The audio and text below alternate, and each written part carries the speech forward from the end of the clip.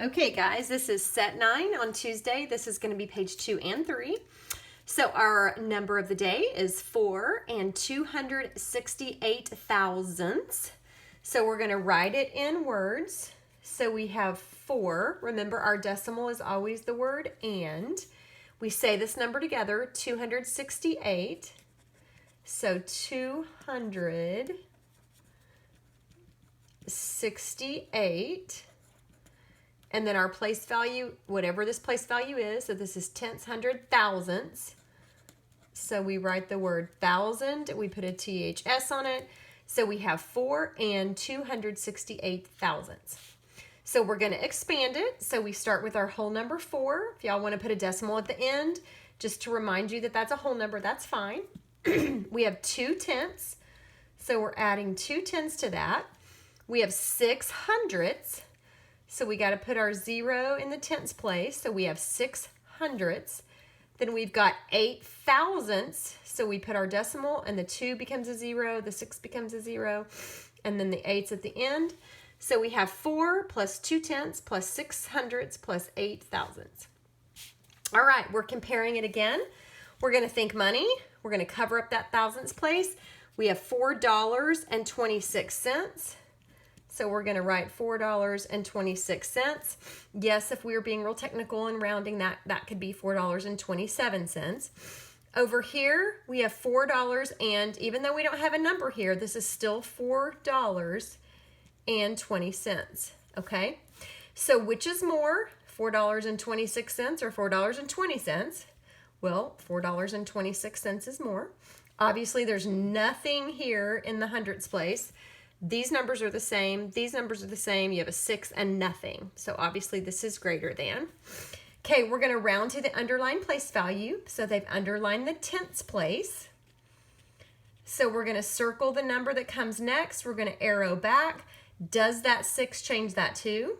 It does. So it's going to go to a 3. So we're going to write down our 4 and our decimal. Our 2 becomes a 3. Our circled number and everything after it is gone. We should be rounding to the tenths place. So when we say our answer, 4 and 3/10, we should be saying this word, this place value, which we did. Okay, we're going to estimate it. So today, let's estimate this to the tenths, since we don't have a whole number in this number. So again, let's think money. Okay, we've already rounded this number, but we rounded it to the tenths place. So let's just keep that the same. We've already done it. So, excuse me. If we're going to round to the tenths, we underline, we circle, we arrow back. That 2 becomes a 3. So we have the same thing as up here. If it's money, we've got $4.30. Let's go ahead and put our 0. If we're rounding this to the tenths, we're going to circle our 5. Does that 5 change that 2? It does. It changes it to a 3. So we have another 30 cents, if you will. So what's $4.30 plus another 30 cents? Well, that's $4.60. Okay. It says, what is the value of this underlined digit? Well, we know here's our decimal. This is our tenths. This is our hundredths place. Okay. So if that is our hundredths place, the value of this is 6 hundredths or 6 hundredths. Remember, every decimal has a fraction and every fraction has a decimal. Now, let's go ahead and simplify this to lowest terms. What factor do we know they share? We know they have a 2 because they're both what? They're both even. Okay, so we know we can use our super one of 2 over 2. 6 divided by 2 is 3. 100 divided by 2, or what's half of 100? It's 50. Well, 3 doesn't go into 50. Okay, because 3 doesn't go into 5 evenly. So we know that we're done. 3 is prime, and it's not a factor of 50, so we know that's lowest terms. All right, we are going to factor the number 11 today. We're going to add 1 plus 1 is 2.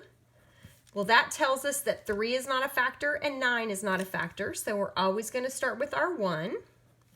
Now, is this odd or even? Well, 11 is odd, so that means 2, 4, 6, 8, all the even factors are out. So the only thing we have to try is 3, 5, and 7. Well, 3 is already out because it doesn't go into 2. 5 is out because this number doesn't end in a what? Doesn't end in a 5 or 0. 7, 14. 7 doesn't go into 11, so 7's out. So this number only has 2 factors, which means it's what? Which means it is prime.